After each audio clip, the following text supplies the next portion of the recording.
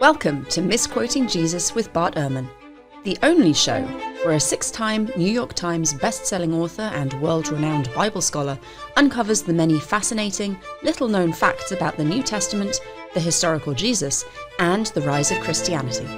I'm your host, Megan Lewis. Let's begin. Welcome back, everyone, to another episode of Misquoting Jesus. Are university professors brainwashing their students to follow a liberal agenda while hiding behind academic freedom? Does the US system of tenure allow professors to say whatever they want, safe in the knowledge that they can never be fired? And what is tenure anyway? Why does it matter? Who better to ask these questions than a tenured professor who has spent decades teaching in higher education, Dr. Bart Ehrman? How are you, Bart? Actually, I'm not asking that. Never mind. This is future us. Ignore that. It's okay. You could still ask me how I am. That's true. That is true. Oh, sorry. Sorry, everybody. Everything gets thrown off when I am not in my normal routines. All very confusing. Right. How are you? Yeah, I'm well. So this is still a future us. My present me, while recording this, is finished my classes yesterday, and so now it's grading time. So I have got essays to grade and quizzes to grade, and grades is this is not the fun part, but it's in some ways it's the really important part, because I making comments on essays that students have written and to help them understand how to write better. And this semester, I decided I was going to have them turn in their essays the last day of class, but I was going to make suggestions for improvement, and then they'll turn them in later as a final thing. And so as a way to help them learn how to write better, rather than simply getting their final product and giving them the grade with no guidance about how to do it better. And so it's more work for me, but it's a lot better for the students, because writing is such a skill they need to get. I always found, as a student, I found that kind of thing much more helpful than either sitting an exam or handing in a paper and then just kind of, well, I'm done now.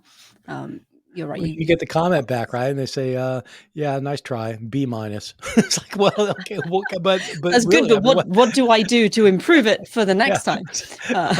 Yeah, right. But yes, future Megan and future Bart are currently, or at least at time of airing, yeah. So what? But how's your present before your future? How are you? My doing? present before my future is pretty good. I am trying to wrap up various little things before I take all of the kids over. Josh is staying here. He couldn't get the time off work, so I'm taking all 5 kids, which will be an adventure because the twins are 2 and have not been on a plane before. So yeah, our 16-year-old is going with us, so I have extra semi-adult supervision, which is really nice. How long is the flight? It's 7 hours to Heathrow, and then we have a 3-hour layover, and then it's another hour and a half to Inverness. Wow. Yeah, it's going to be interesting. Wow. Good luck with that. Thank you. I will need it. But that's a problem for future Megan. Present that's Megan future Megan. You don't have the future. You don't have the past. All you got's now. Exactly. Present Megan is not going to fret about this. Good. Best policy. But we should get into tenure and academic freedom and all of that thing. You said at the end of the last show that tenure is something that is under increasing attack in the US.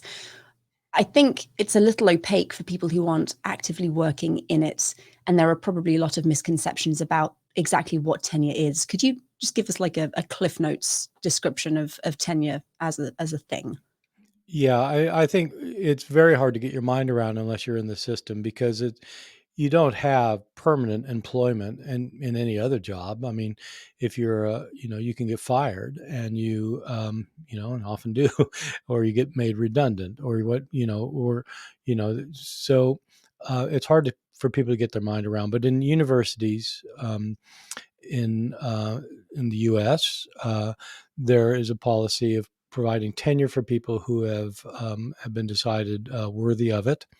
And tenure means that the faculty member who's given tenure is not allowed to be dismissed from their teaching position unless they are proved to be absolutely incompetent or grotesquely immoral.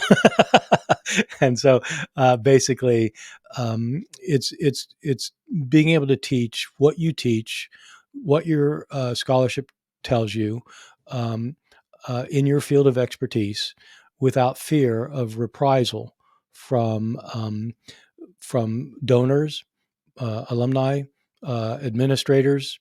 In my case, at a state university, and by state legislatures or board of governors or board of trustees, they may not like what you say, they may disagree with it, but they have agreed to give you a lifelong position to teach it. What do you have to do then to be considered worthy of tenure? And very generally, because I know this varies by field and institution, but how long does it take to get there? So in most universities, a person is hired at an assistant level. They're an assistant professor, which does not mean they're assisting anybody.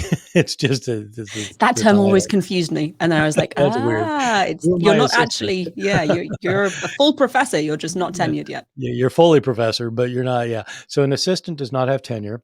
Normally, what happens is after 3 years, they're given a review for their performance. And the three categories are publications, teaching, and service. Service means serving on university committees, or departmental work, or public service for in the field, outreach, that kind of things. Uh, Teaching is, you're evaluated for how well you teach. And if you're a complete disaster, that's not good. Um, and you're evaluated for your research.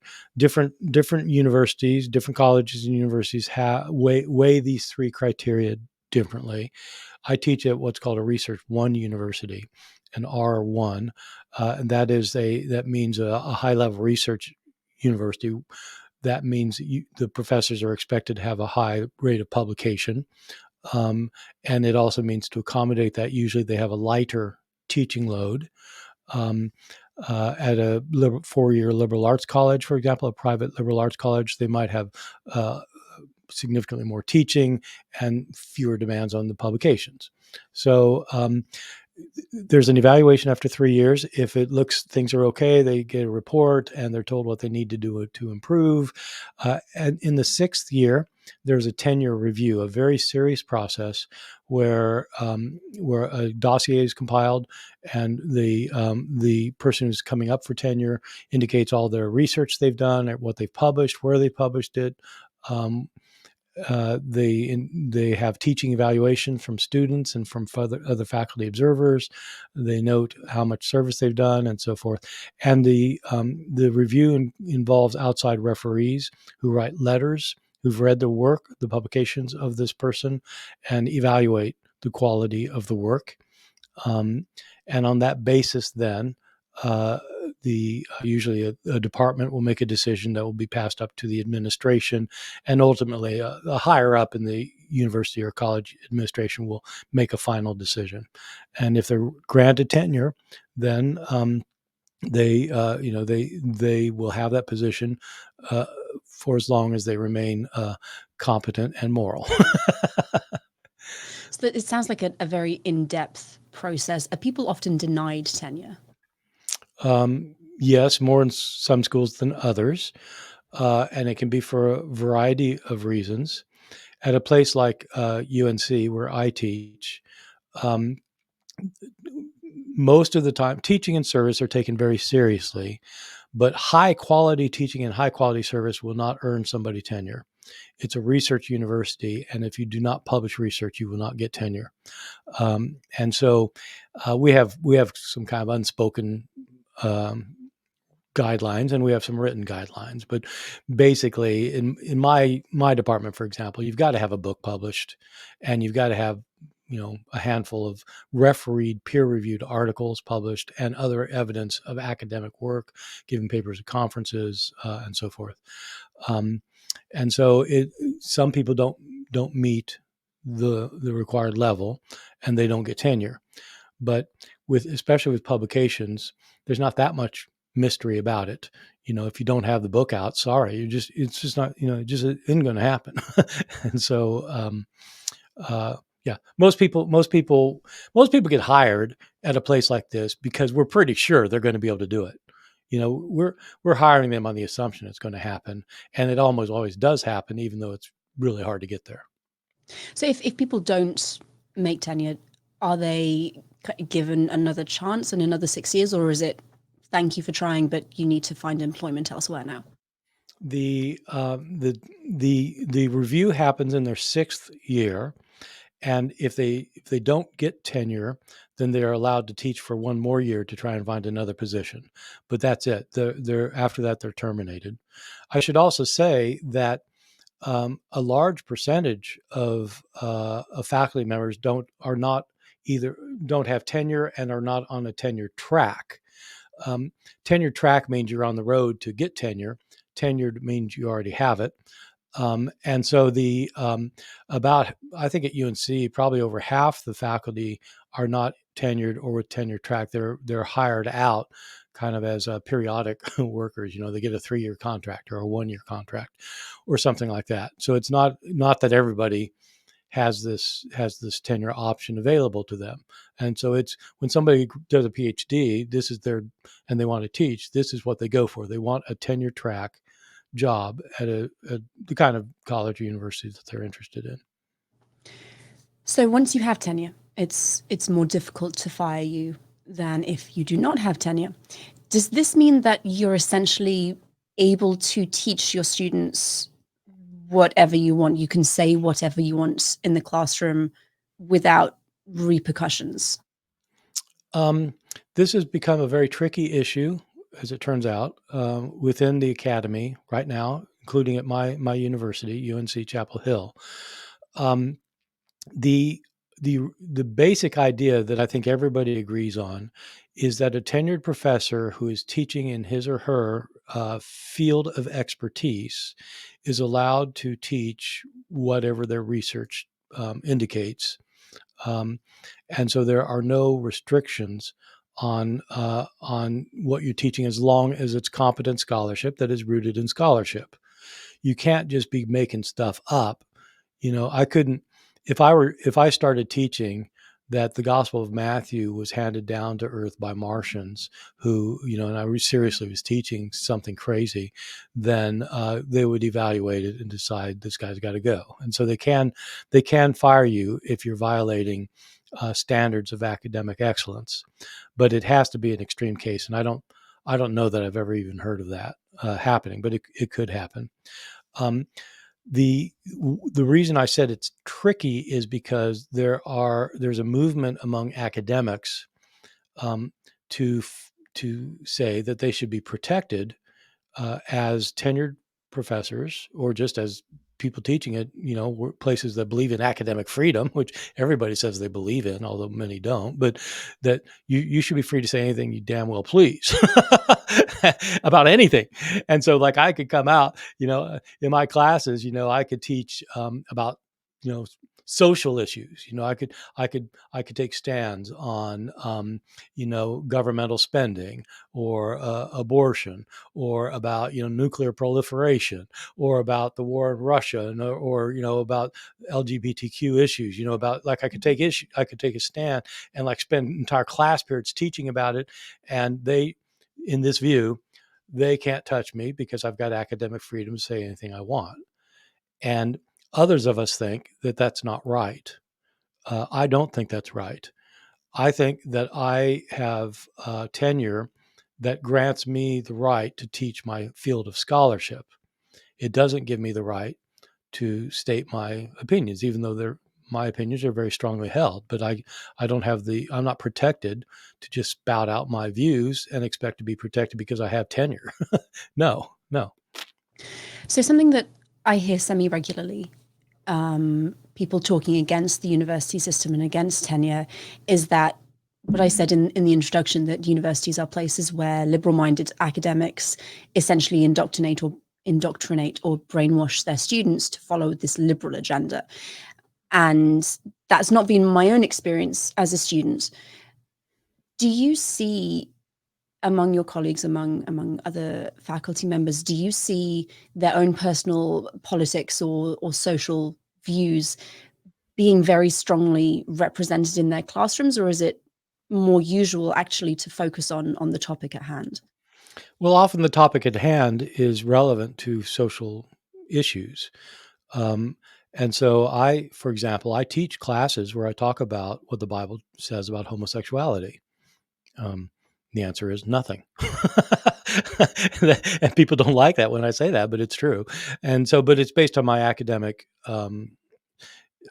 We've had a session on that, and we've had an episode on that. So it's a long time to explain that particular thing.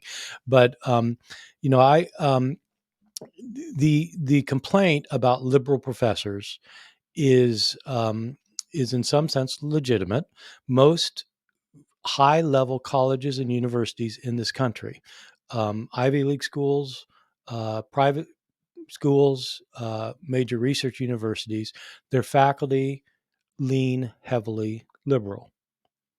Um, that's not because of the universities and colleges, though. That's because that's how the highly educated um, uh, people in our country tend to lean.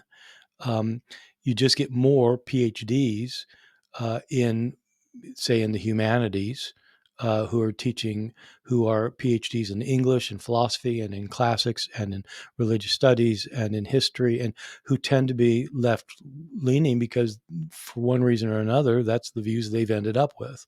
Many of us did not start out with left leaning views. I certainly didn't. I started out with very right leaning views.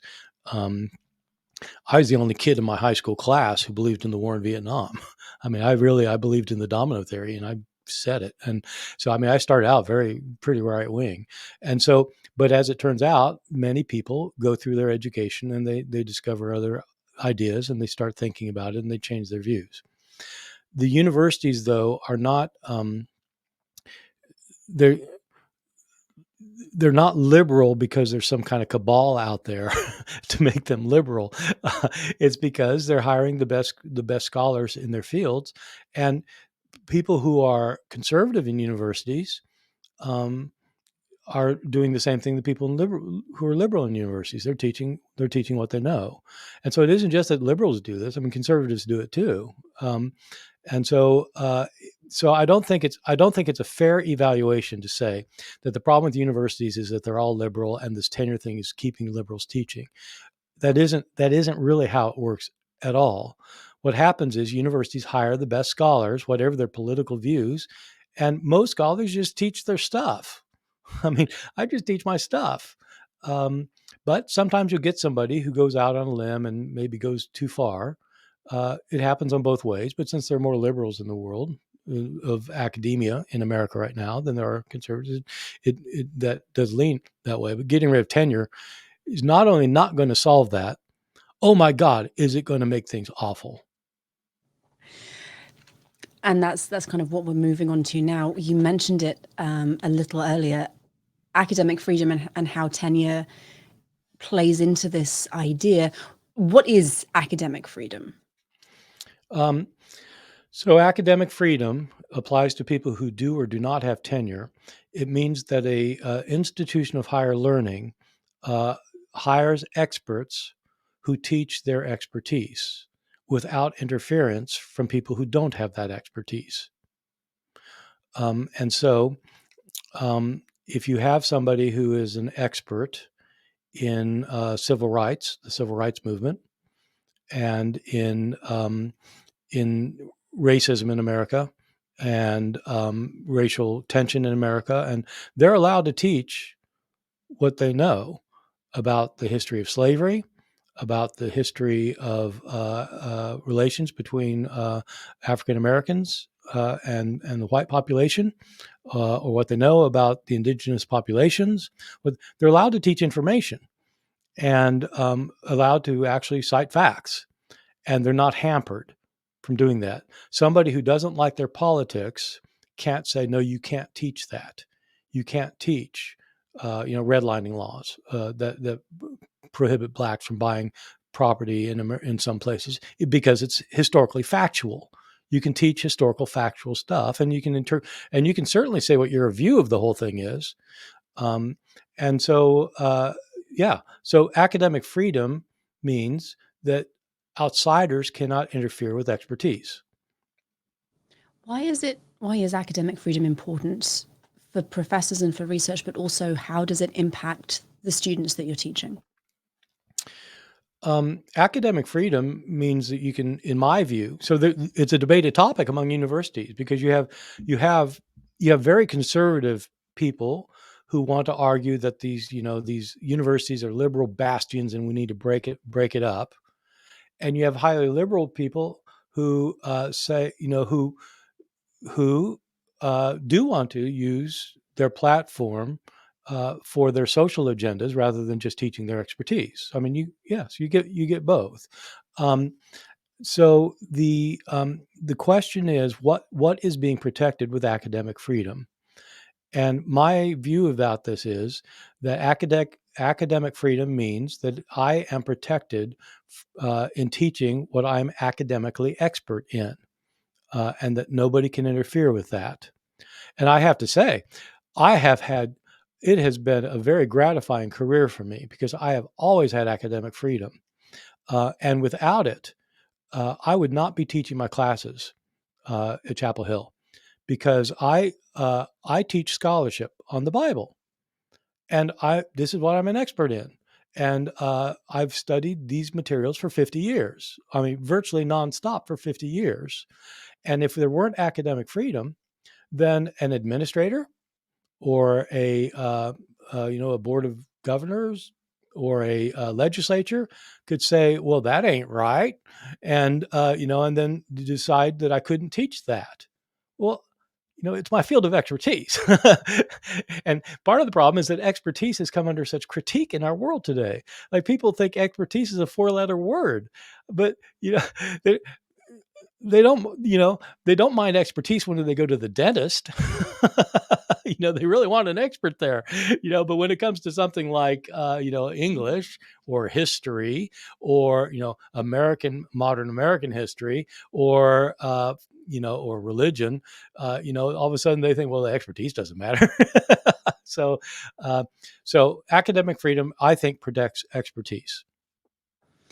Um, how would higher education, do you think, be impacted if tenure was abolished? How would that change the face of universities and how maybe academic freedom was protected?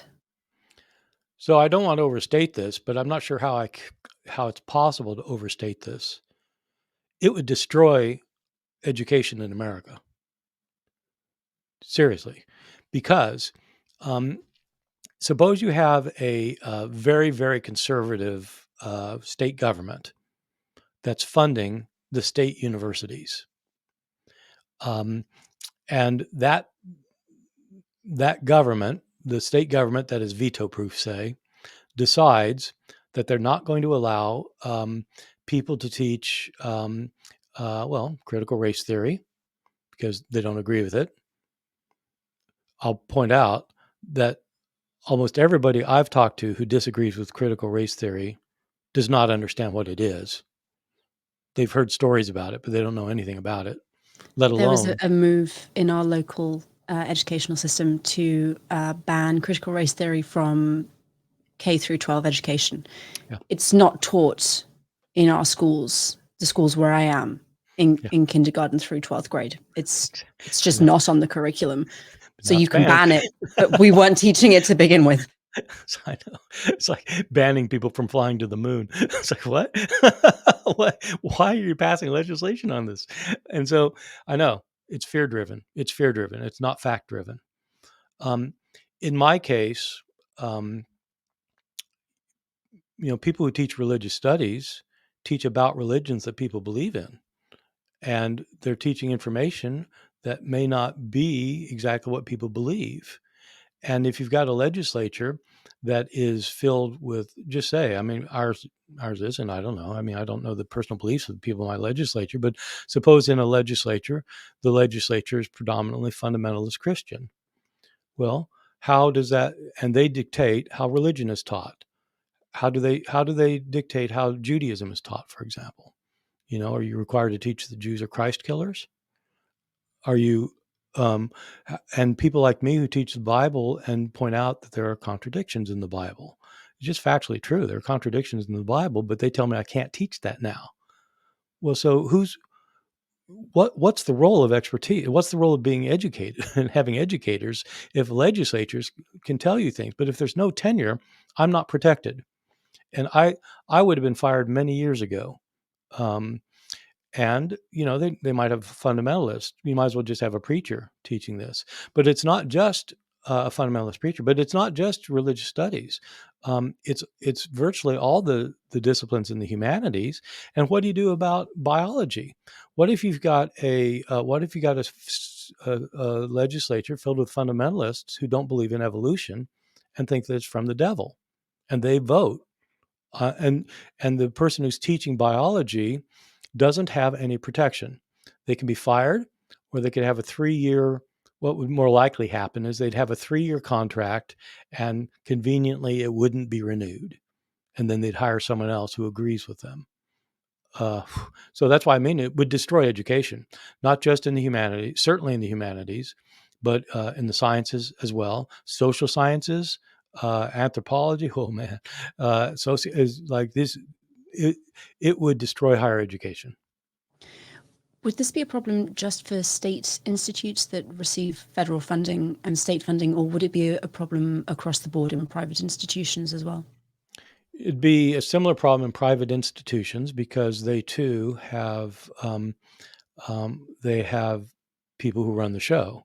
The faculty don't make administrative decisions. The faculty don't. The faculty can put in requests for faculty positions, for example, that we need to hire somebody new in this field, and the faculty decides who that person is going to be. But the decision, they make the faculty decide and they vote on it and everything. But then it goes up through the ranks, and then a dean approves it, and then it goes to a provost, and it goes to a chancellor or a president. Like, it goes up through the ranks. And if the upper echelons were the ones who make the decisions on the basis of their own criteria, rather than trusting the faculty to know what they're doing, then if there's no tenure, then and there's no academic freedom, then it just depends on the constituency of the leadership. Who's on the board of trustees, who's on the board of governors, and those things. In my state, the board of governors is appointed by the state legislature, and the board of governors make the decisions. So, without academic freedom or tenure, they would revamp the university. And they're trying to do that anyway in my state. My state, there's a bill in the legislature right now to remove tenure from uh, every state university, from state universities and colleges and community colleges, to remove tenure. At my university, there is an administratively driven development to start a new school within the university that provides an alternative voice, which means they want to staff it with faculty members who have conservative views, um, specifically targeting people who are conservative. Like, it's not going to be like, bring in the best scholar of this, that, or the other thing. It's going to bring in specifically conservatives so that there's a balance of voices. Let me say, I am all for a balance of voices. I myself encourage disagreement from my students. I tell my students that their grade is not going to depend on whether they agree with me. I encourage them to disagree with me. I encourage them to speak out.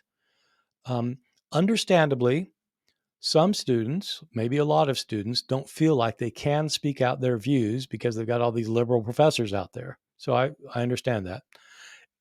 There's also a lot of complaints among faculty members who don't feel like they can speak out because they feel like they're being silenced. And I got to say, I've got no sympathy for these faculty members. You're a grown up. And these are people who have tenure. You got tenure. You're afraid to speak your views because, like, somebody's going to laugh at you? What's wrong with you? Oh, well, we need a new school so we can have conservative voices. Well, if you're a conservative voice, speak. Why not? Oh, yeah, because nobody's going to agree with me. Jeez. Anyway, sorry. No. That's not looking for discussion. That's looking for an echo chamber. Yeah, exactly. Yeah. Oh, scary stuff. Well, it is scary stuff because, there are other states that also have legislation that might pass. Um, States like Florida and Texas right now, but North Carolina's to some extent kind of going that direction, and it is scary for the future of research, because if you are afraid that you will get fired for the conclusions you draw from your serious research, then you aren't going to publish it. And what if Darwin was unable to publish The Origin of Species? What if geologists were not able to publish what they had discovered about the age of the Earth? What if, I mean, just think of all the what ifs. Uh, going back to, say, Galileo, what happens, if you're not able to do your research and come to your conclusions? um, then basically you destroy knowledge, and you destroy the ability to acquire knowledge and to spread knowledge. And a lot of the feedback is by people who don't have an education in whatever they're complaining about. Um, I'm not saying that everybody who gets an education in biblical studies is going to agree with me on everything. I am not. So I want to point out, I am not saying that. I'm not saying that at all. There are large disagreements within my field, but you've got to be able to voice your disagreements without being afraid of being fired for it. Thank you. That was clear and helpful.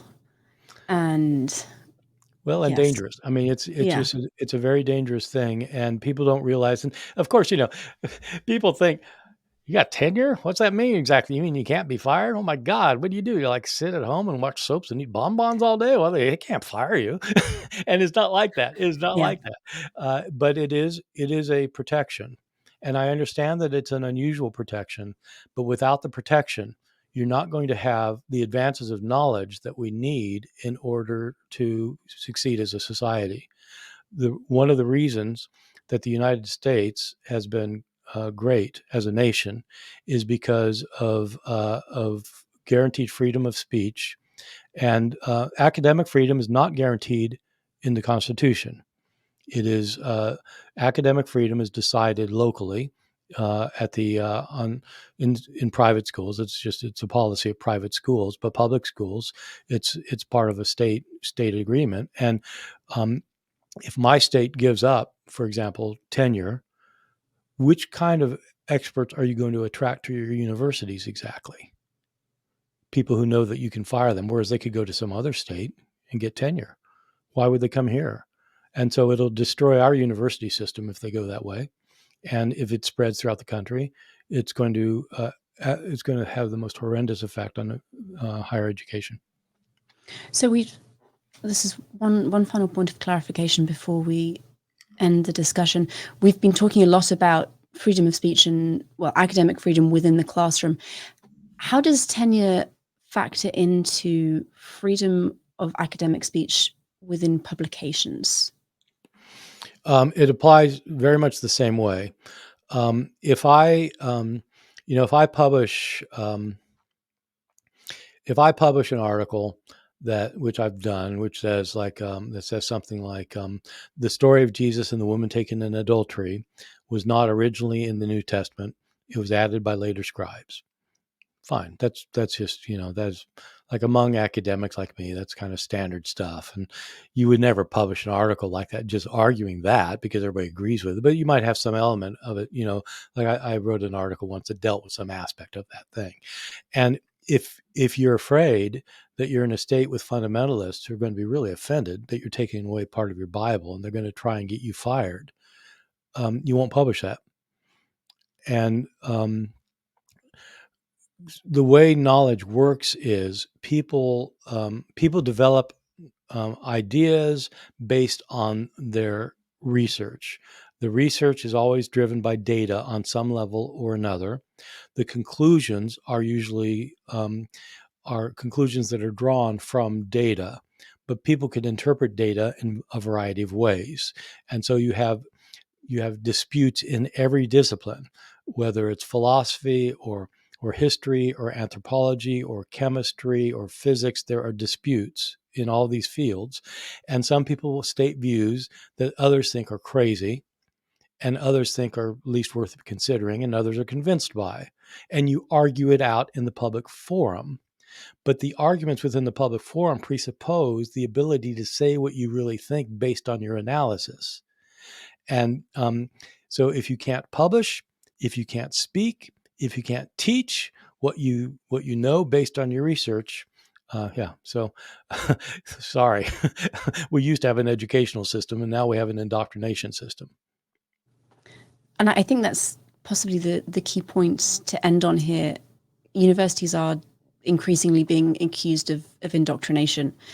And what I found, having spent a while as a student in universities in both the UK and the US, actually my professors by and large have encouraged debate and alternative points of view. As long as you can back up what you're saying with data, you can argue what you like as long as you have evidence to back it up. No, And what I you certainly get do, accused. Yeah, no, go ahead, please. and I was just going to say, what you do when you take away the ability to offer alternative points of view because of fear of repercussions is you take away the discussion, you take away the debate, and what you have is an ideology. That's right. Well, let me just say, just in connection with the podcast, that I get accused by a lot of people of indoctrinating my students. It's very easy to find, just people saying things like, that I'm trying to deconvert people. I'm an enemy of Christianity. I'm out to destroy Christianity. People say this all the time, and it's simply not true. Nobody in my classes who's either awake or who's both awake and sober would say that, because it's just not true. I think what people are afraid, that some people have such hard views on things, on religion, on what Christianity is and should be, what people ought to believe, on social issues, on abortion, on LGBTQ issues, on governmental issues, on environment, climate. You just pick your thing. People have very firm views about it, and they think their views are right. Great. But to tell students that they shouldn't hear another view other than the one that they're being told by their parents is highly problematic. Most of I almost never, I never get students who tell me that they've taken my class and that semester and they deconverted. I don't think I've ever heard a student tell me that. And students, yesterday I talked with a student who comes from a conservative Christian household, and he really thanked me for the class because it strengthened his faith. But if I had just told him, he was actually Catholic, and if I just given him the Catholic line that he had heard all the way through high school, it wouldn't have had much educational value at all. And so hearing alternative views is good. It is good also to have conservative views represented, as long as they're academically responsible. What you don't want are either conservative or liberal views that are just knee-jerk views. You want experts to teach their fields, and whether they're liberal or conservative, they should be able to teach what they want. And I will agree, some teachers probably don't do that. Some teachers probably try to indoctrinate their students. I imagine they do. I don't know of any that do, but I imagine they do. But it's not like this is what happens in universities. It's just that students are introduced to things they've never thought of before. And I think the legislators would be good to hear things that they've never thought of before and actually consider them instead of just write laws against them. I think that is a wonderful point, and we're going to finish there. We'll be back in a couple of minutes with some reflections on Bart's life, so please stay tuned. Have you ever wondered where the New Testament Gospels really came from? Were the books actually written by Matthew, Mark, Luke and John, as everyone seems to say? The answers to these questions may surprise you. In fact, what you discover may challenge everything you thought you knew about the Gospels. If you're ready to learn the historical truth, then you won't want to miss Bart Ehrman's free webinar, Did Matthew, Mark, Luke and John actually write Matthew, Mark, Luke and John? In this 50-minute talk with Q&A, you'll learn answers to some of the most intriguing questions surrounding the Gospels' authorship, such as, why did early Christians say the Gospels were written by Matthew, Mark, Luke and John if they're anonymous? What's the best evidence that the Gospels were written by the apostles? Were the apostles of Jesus educated well enough to write books? And last, if the apostles did not write the Gospels, who did? And where did they get their information? Don't miss your chance to uncover the truth behind the Gospels. Sign up now for free lifetime access to Did Matthew, Mark, Luke and John actually write Matthew, Mark, Luke and John at barterman.com/authors. Thank you.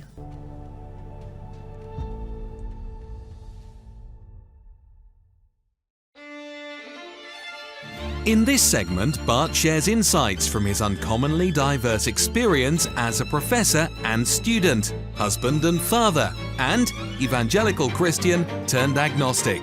This is Bart Reflects on Life.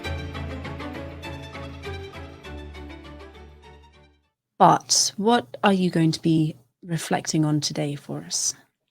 Well, I'm actually going to reflect on something that's related to what we were just talking about the whole tenure situation. I teach at a secular university.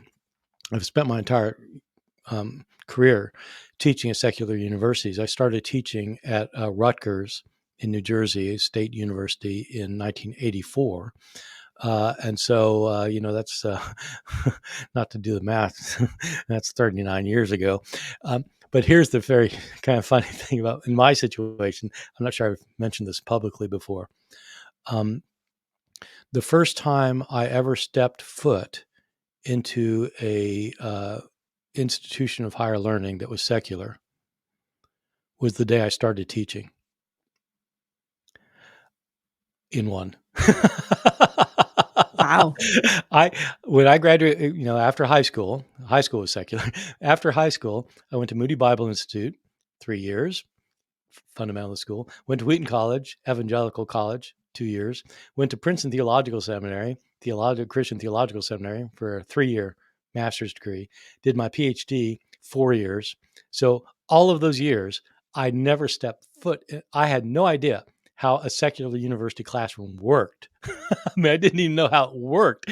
And so, my entire training for how many years that it is, 12 years, was in Christian settings.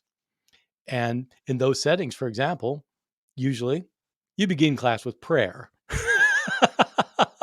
Here I am at Rutgers, and I know this is a secular classroom, but like, how do you start class?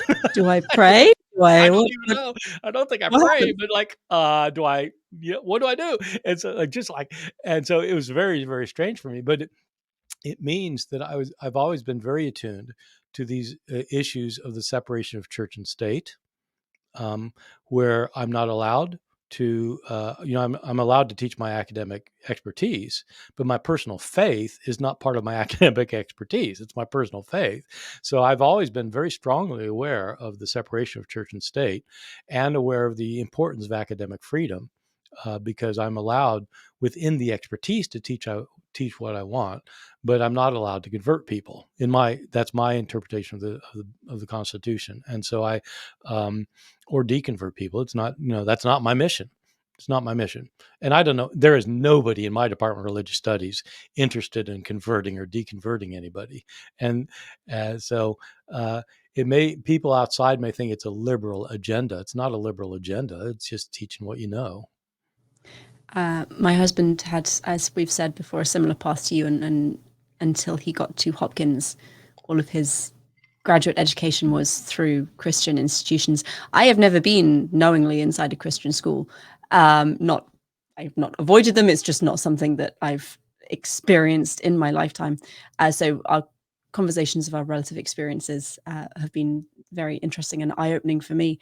And something that a relative mentioned, my husband deconverted some years ago, something that I've had mentioned to me is that, of course, essentially, of course, he deconverted. He went to Johns Hopkins. That's what they're there for. Like, no, like none of our professors ever spoke to us about their religious beliefs, about our religious beliefs.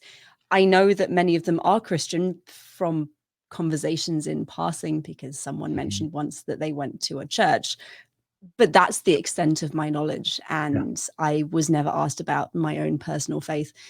We talked about Biblical Hebrew and Akkadian and Sumerian and the archaeological history of Mesopotamia, because that's why we were there, and that is why those people were employed.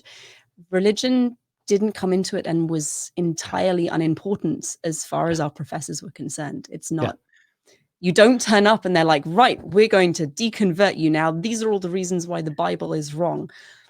No, I know. No. And, so as I said, I've taught 39 years in these kinds of, in 2 institutions. And I have an adjunct appointment at Duke. And so in all this time, I don't think I've ever had a discussion about my personal religion or a colleague's personal religion. I've never had the conversation about religion, personal beliefs, with a colleague. And people can't believe that. You're teaching in a religion department. You don't talk about your religion. No, we don't talk about our religion. Our religion has nothing to do with what we're teaching.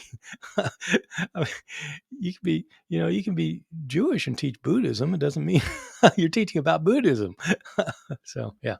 Yeah. And very occasionally online, because I do this kind of public outreach work elsewhere, occasionally I'll get people asking about my personal faith. And the first few times it was happened, I was very confused because it's completely separate for me, for my academic pursuits. So I didn't understand why people were interested. Like that's my business. That's not something that is available for public consumption. But it's this strange, people expect there to be more of a crossover. I think especially when you're dealing with ancient worlds and the ancient religions, they anticipate that there's going to be some like personal religious motivation behind it. And a lot of the time there just isn't. It's strange because it's, I've got colleagues who teach, European history, 20th century European history, but they never get asked, so are you a Nazi? It's like, they teach the history of Germany. It's like, are you a Nazi? But are you a Christian? But it just seems like religion ought to be that kind of thing, right? But it's I guess people aren't as used to it being an academic subject, which is a little bit weird because it's been an academic subject longer than any other discipline. Absolutely. We've gone on a little tangent, but it feels similar here to people meeting women academics, and assuming that they must do some variety of women's studies.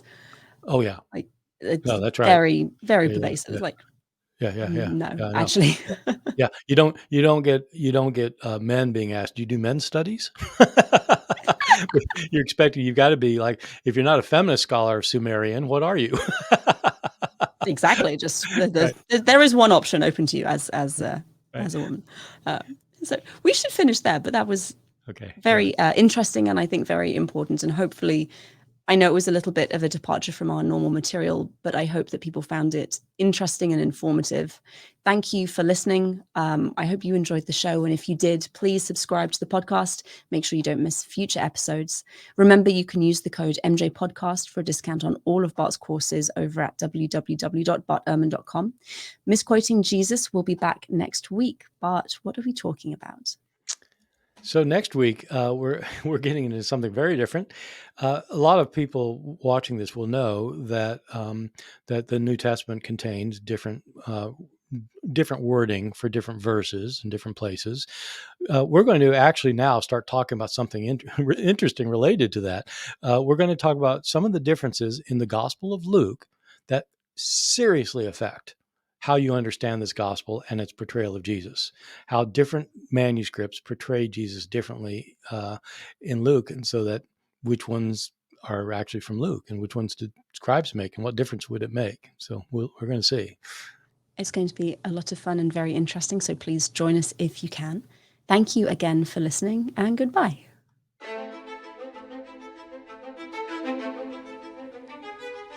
This has been an episode of Misquoting Jesus with Bart Ehrman. We'll be back with a new episode next Tuesday, so please be sure to subscribe to our show for free on your favourite podcast listening app or on Bart Ehrman's YouTube channel so you don't miss out. From Bart Ehrman and myself, Megan Lewis, thank you for joining us.